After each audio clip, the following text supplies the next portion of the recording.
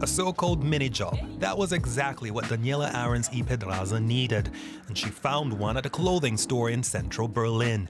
She works at a hotel but reduced her hours to pursue vocational training in communication design, but then realized she wasn't making enough money anymore. I still have to pay my bills, so I decided to take on a mini-job so I could cover all my expenses.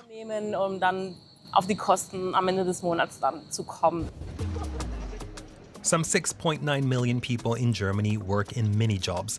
They can earn more than 603 euros a month.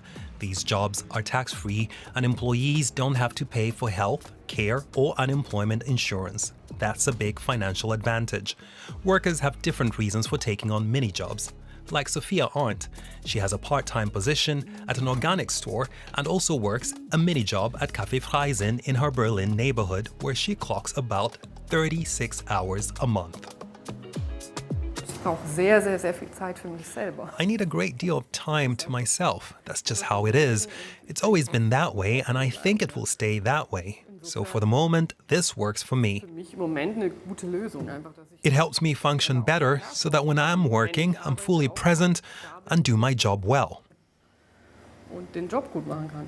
Mini-jobs were actually intended as a bridge into the labor market, giving people easy entrance into the workforce to develop further.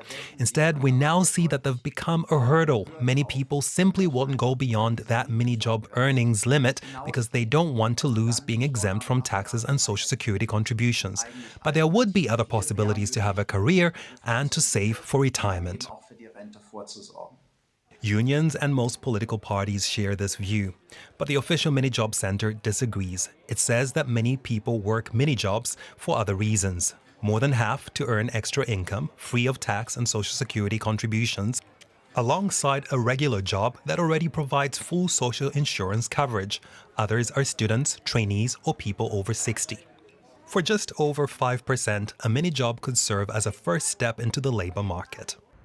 Around half of all companies in Germany offer mini-jobs, most of them in retail and hospitality, industries that often require additional staff during peak times. People are flexible. They know they can work here for 2, 3, or 4 hours a day, and the rest of the time they have for other things. And it's a huge help for us to have those few hours of work taken off our hands each day. But now mini-jobbers and their employers are facing a challenge. The German federal government wants to eliminate mini-jobs as part of its pension reform. We'll probably find a way to deal with this. We'll come up with something.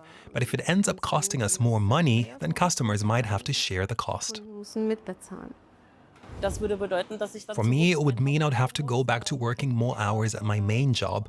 In other words, I'd have to extend my part-time hours there, leaving me with less time for my studies or vocational training.